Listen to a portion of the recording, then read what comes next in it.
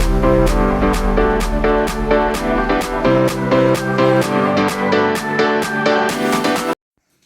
assalamualaikum warahmatullahi wabarakatuh. Waalaikumsalam warahmatullahi wabarakatuh. Bismillah, alhamdulillah, wassalatu wassalamu ala rasulillah Sayyidina Muhammad bin Abdillah wa ala alihi wa sahbihi wa mawala amma ba'd. Oke, teman-teman sekalian, pada kesempatan ini kita akan membahas tentang permasalahan dan pembaharuan hukum di Indonesia, ya. Ini dalam rangka mata kuliah pengantar data hukum Indonesia, ya. Capaian pembelajaran dari kegiatan ini yaitu bahwa mahasiswa diharapkan mampu memahami permasalahan hukum di Indonesia, kemudian menganalisis faktor-faktor penyebabnya serta menjelaskan arah pembaharuan hukum nasional. Ini artinya berlaku umum. Nah, adapun permasalahan hukum di Indonesia itu adalah yang pertama, lemahnya penegakan hukum. Ya, ini lemah penegakan hukum. Gitu ya. Kemudian adanya korupsi, kemudian ada juga ketidakpastian hukum. Ya. Kemudian ketidakpastian ini juga karena akibat dari tumpang tindih regulasi. Ya. Kemudian rendahnya kesadaran hukum masyarakat. Jadi salah satu contoh lah gitu, ketika kita di dalam hal berlalu lintas saja, orang untuk menggunakan helm gitu kan, biasanya kalau ada polisi mau menggunakan helm gitu ya. Kalau ada polisi baru mau menggunakan seat belt. Padahal menggunakan helm dan menggunakan seat belt itu sebetulnya adalah aturan gitu ya, bagaimana keselamatan untuk para pengemudi atau yang menggunakan lintas. Nah ini, di sisi lain ada juga mafia peradilan. Ini juga termasuk permasalahan mafia peradilan. Kemudian ketimpangan akses keadilan, ya. Dan ini juga sebagai penyebabnya integritas dari aparat penegak hukum juga yang masih perlu ditingkatkan. Kemudian adanya over kapasitas lembaga pemasyarakatan, itu juga persoalan-persoalan yang menjadi permasalahan penegakan hukum di Indonesia. Kemudian untuk selanjutnya yaitu tantangan hukum di era digital. Hari ini kita tidak bisa menutup mata, suka atau tidak suka, setuju atau tidak setuju, kita sudah ada di era globalisasi. Era globalisasi ini era kesejahteraan dan disebut juga dengan era persaingan bebas. Jadi tidak mengenal lagi batas-batas demarkasi wilayah. Sehingga ini orang dari wilayah manapun atau daerah manapun bisa masuk ke kita, gitu ya. Kalau dulu orang mau nonton bioskop, ya, menonton film, harus berangkat ke gedung bioskop. Kemudian berubah, ada layar tancap. Kemudian berubah lagi, ada TV di desa-desa atau di kecamatan. Dulu kan pernah lihat ya gitu ya.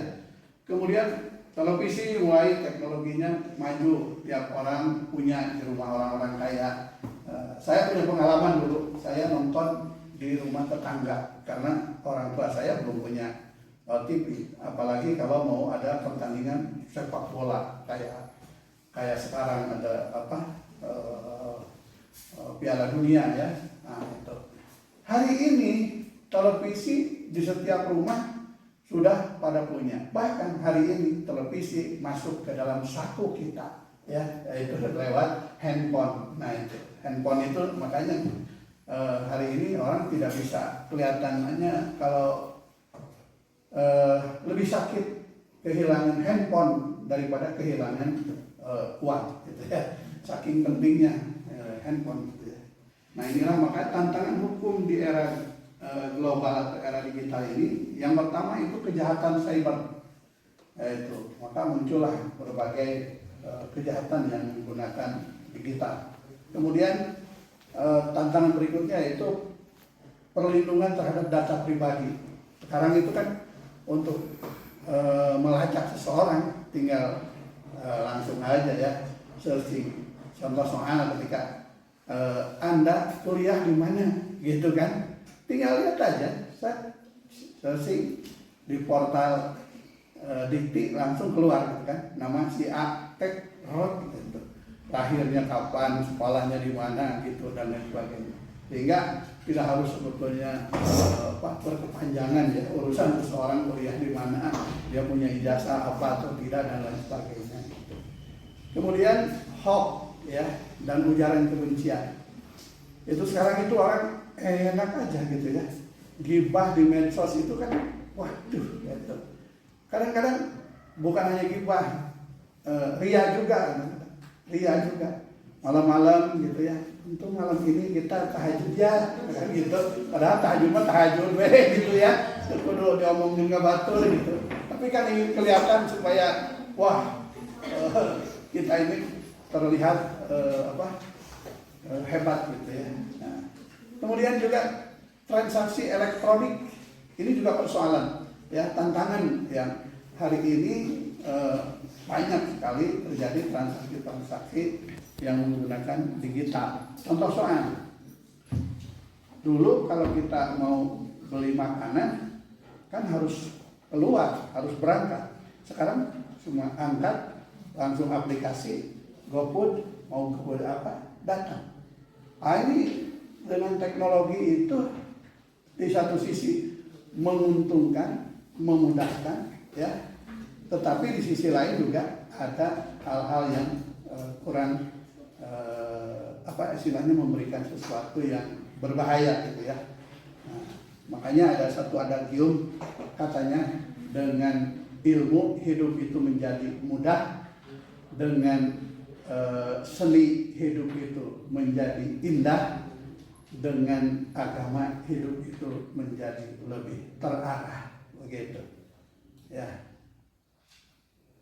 Nah, sekarang persoalannya urgensi pembaharuan hukum. Nah, pembaharuan hukum ini adalah sangat penting karena dalam rangka apa? Menyesuaikan perkembangan masyarakat. Nah, maka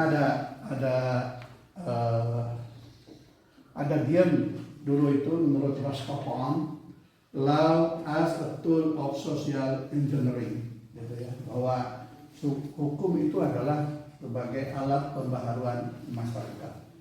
Kemudian yang kedua, bagaimana mewujudkan keadilan, ya.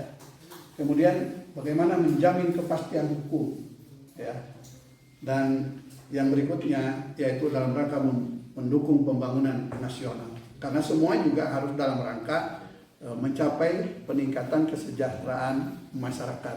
Jadi, nah, untuk itu diperlukan arah pembaharuan hukum nasional.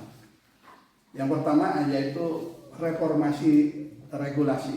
Jadi bagaimana aturan-aturan yang ada direformasi, diperbaiki, ya.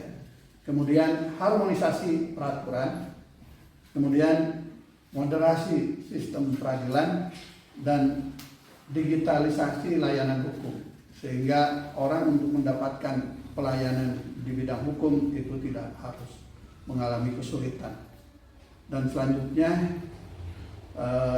dari persoalan-persoalan tersebut maka dapat kita simpulkan ya bahwa permasalahan hukum itu memerlukan pembaharuan yang berkelanjutan melalui satu, regulasi yang adaptif, penegakan hukum yang berintegritas, dan yang ketiga adanya partisipasi masyarakat yang meningkat.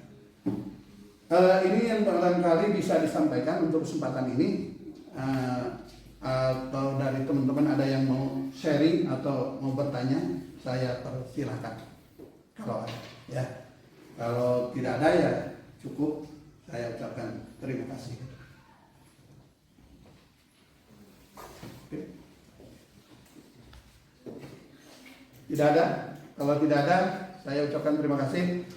Kita akhiri dengan sama-sama membaca hamdalah.